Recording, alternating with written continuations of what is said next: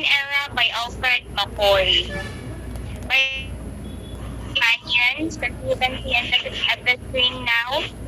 The group so sit down, relax, listen, and be with us. Okay. What political caricature, Mr. James J. Patino? Political caricature, cartoons, form of art that used in politics or politician sa mga panay, but these are form of media or commentary. That's all. Thank you. Miss Isa Adlawon, who is Alfred McCoy? You're not audible. Okay. Before we proceed to our main topic, let us discuss first the author's background. Alfred McCoy, born on June 8, 1945 in Concord, United States. Dr. Alfred L. William McCoy, who is Professor of Asian History at the University of Wisconsin at Madison, where he also served as Director of the Center for Asian Studies. He has quarter-century writing about the politics and history of the optimum trade. McCoy has spent the 30 years writing about the Southeast Asian history and politics. His publications include Philippine Cartoons in 1985, Anarchy of Families in 1994, Closer Than Brothers, Manhood at the Philippine Military Academy in 2000, and Lives at 2001. After earning a PhD in Southeast Asian history at Yale, the writings of McCoy on his region has focused on two topics, which is the Philippine political history and global opulent trafficking. The Philippines remains the major focus of his research. His teaching interests include modern Philippine social and political history, U.S. foreign policy, colonial empires in Southeast Asia, illicit drug trafficking, and CIA covert operations. And that's it. That's it. What do you think is the context of the purpose of that document, Mr. TJ Tanhay and Brady Urungan? Context of the documents are rather recent art form which veered away from classical art by exaggerating human features and poking fun at its subjects. Such art genre and technique become a part of the print media as a form of social and political commentary which usually targets persons of power and authority. It also says that cartoons became an effective tool of publicizing opinion through heavy use of symbolism, which is different from a verbose written editorial and opinion pieces.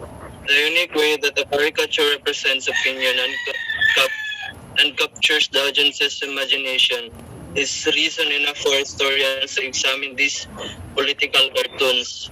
Commentaries in mass media inevitably shape public opinions, and such kind of opinion is worthy of historical examination. And that is the concept. Thank you. Miss Angeline Abdul and Regine Parian, can you tell us the importance of the political caricature of American Era by Alfred McCoy?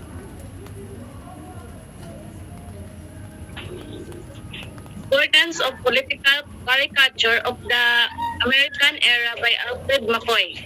Political cartoon. A drawing of them including caricature made of Where are you? convenient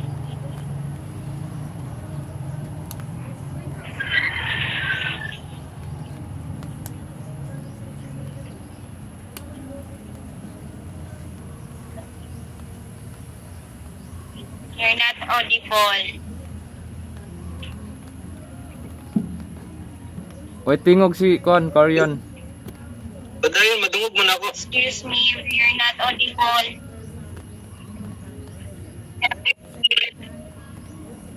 Importance of Political Caricature of the American Era by Alfred McCoy. Political cartoon.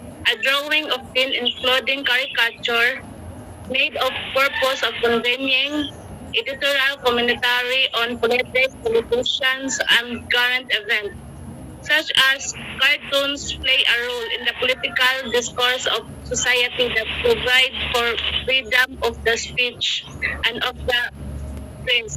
That's all. Thank you. So ako na. Adong binyo. Tungog. How about Cartoons are a unique form of journalism which contrasts conventional form of communication. And that's all. Thank you. In Political Caricature of American Era by Alfred McCoy, is there a contribution of understand Philippine history, Mr. Eddie Salahay?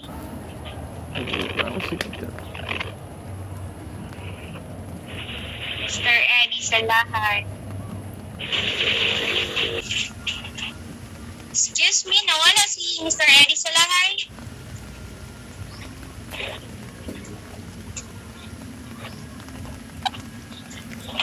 Di madunggan. Ana. Di madunggan. Karon pa. Karon pa. Wala din siya. Ano ba naglagod?